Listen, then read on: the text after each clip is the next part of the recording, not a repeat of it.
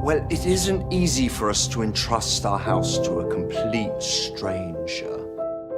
My wife and I are attending an event this weekend, and we're looking for the sitter to stay for 3 nights. Would that be any problem for you?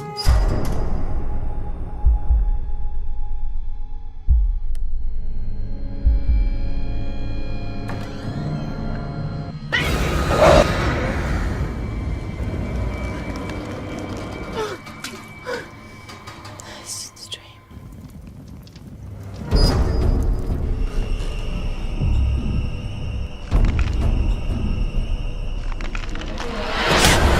Do you give yourself willingly?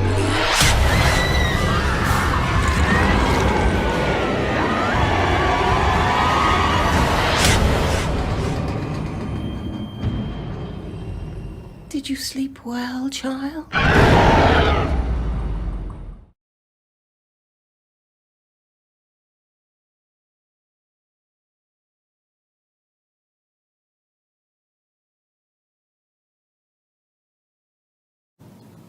Hey, what's up guys? Rob here, and I'm back with a brand new video. Good folks over at Wild Eye Releasing sent me a box of movies to review for you guys, so today I'm going to be tackling one of my favorite Wild Eye Releasings in a while. I enjoyed the hell out of this film. The Sitter.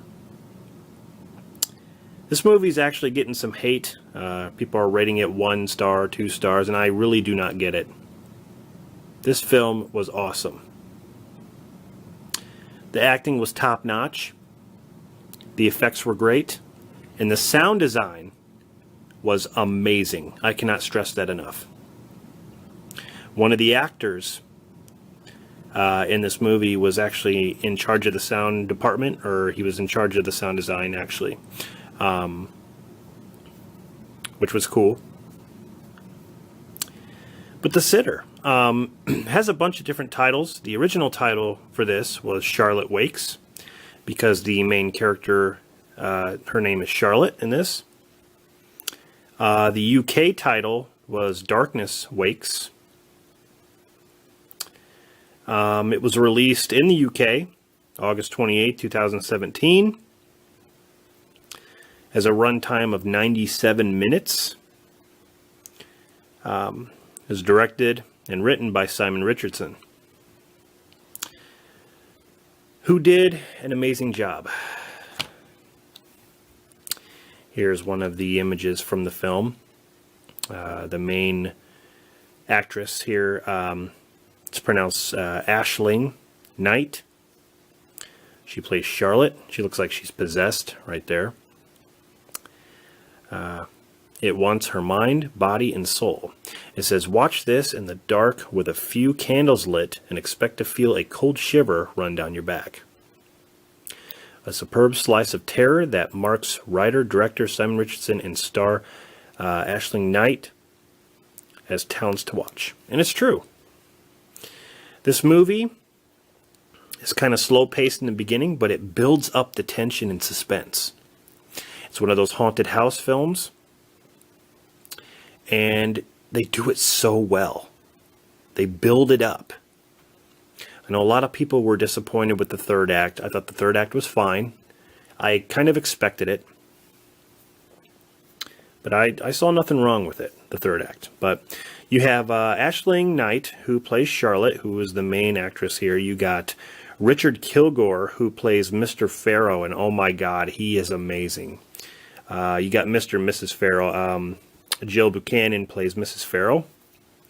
She was also in, well, she's actually uncredited in a lot of movies, like Doctor Strange and Transformers: The Last Night. But you got Nick Butler, who played Davis in this movie. He's kind of a, well, they make him seem like he's like a pedophile or some kind of crazy weirdo or pervert. But he actually does something, I'm not going to spoil the movie, but he actually does something kind of heroic. But he's also in charge of the sound department. He also works on the sound for this movie, and I thought that was pretty cool.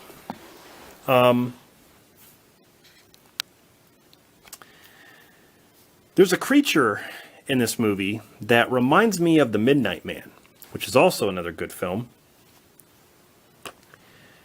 But the story goes, Charlotte, she is a student that is offered a job cat sitting, of all things. It's not like your typical, when a stranger calls, where you go over to babysit the children and you put them to sleep and then, there's a stranger in your house or whatever.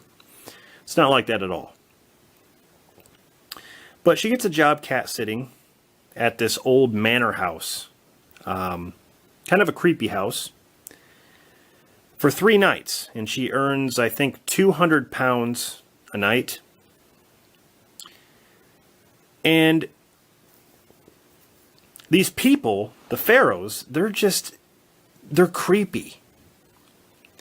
They give her the house tour and they tell her not to go in certain rooms, which is expected in some of these films. Don't go into this locked room because there's, you're just not supposed to be in there. But of course, the main character, that just urges them to go into the room. When people say don't do it, they usually do it, which is another horror cliche. But why not? You got to figure out what's going on.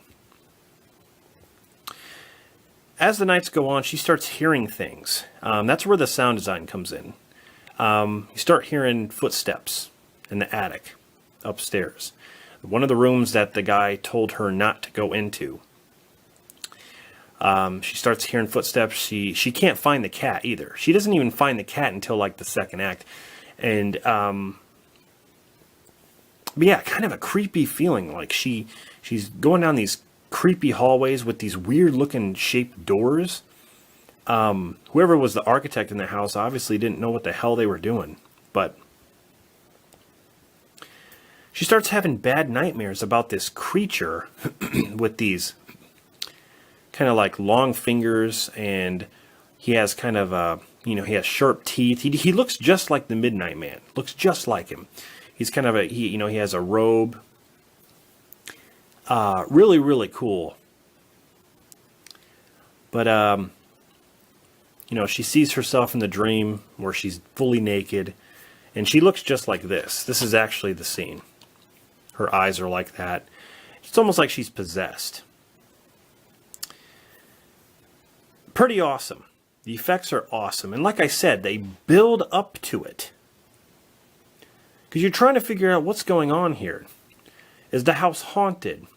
Are these people hiding a secret? Is there something in the attic? Is there something in the cellar? Is it all about like a satanic cult? Then you have these creepy neighbors with this weird lady who claims she's God's woman or whatever.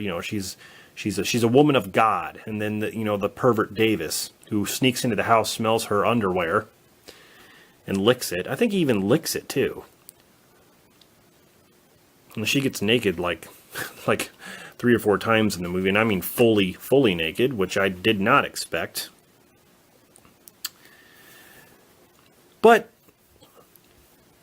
really awesome film. You want to know what's going to happen with this character because you really feel for her. Like, she did an amazing job. Aisling Knight was great in this movie.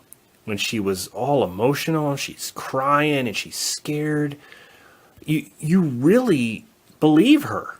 She was excellent. Her and, like I said, Richard Kilgore, I think that's how you say it, Kilgore, he, Mr. Farrow, he was awesome too. Even though he wasn't in, he was in the first act and then they leave. So you don't get to see him until later. But, yeah, it's amazing. Amazing film. The movie was shot in a house that's in, I think, Oxfordshire. I guess that's in England. But that's notoriously haunted, and it has been since the 1920s. So that's kind of cool. They actually filmed in a house like that. This is actually the second time that Aisling Knight worked with Simon Richardson. I guess she worked with him on a movie called World of Hurt that came out in 2012, which I haven't seen. I'm actually interested in seeing that now, after seeing this. What's also interesting is that the cast and crew of this movie lived in the house that they shot in. They lived in that creepy house for 2 weeks in order to feel the full history of the house. Now that's crazy. That's commitment right there. I really love this movie. Props to Wild Eye and Simon Richardson and all the actors and actresses and crew. Like, what a great job. Seemed like it had a pretty decent budget compared to some of the other Wild Eye films. I mean, you can just tell. But like, you know, the cinematography was even good. Some of those, you know, perfect timed jump scares. So to say, it's not, I wouldn't call them cheap jump scares, but where the camera is looking over, you know, she's right here and the camera's looking over her shoulder and you expect to see something, but you don't. Then when she moves out of frame, there's someone standing right behind her, but you don't see that person because she's standing right here. She's standing right here. When she moves, that's when you see him. But before, he wasn't there.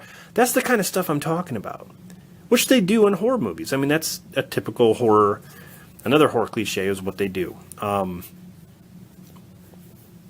But they did it so well. I'm telling you guys, this is a good one. This is a good one. I'd say check it out. Give it a watch. In the description, I will put Wild Eye's official website, their YouTube channel, and I'm going to put the trailer to this movie down there. You can also check it out on Wild Eye's, you know, YouTube channel, but I'm going to put the trailer to this movie down there. I highly recommend this movie, The Sitter. So, yeah, that's my review. I'm not going to rate my movies anymore that I do. I'm just going to say that, you know, it was awesome. It's worth watching.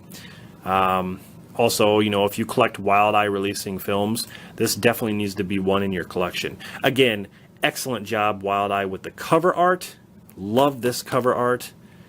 Even the images on the back, fantastic. They do such a good job. Anyway, guys, hope you enjoyed this review. Like I said, definitely check out The Sitter. And I'd like to thank Wild Eye Releasing again for sending me this to review. This is Rob. I'm signing off. Subscribe if you have not. Leave a comment, leave a like, and I'll see you guys next time.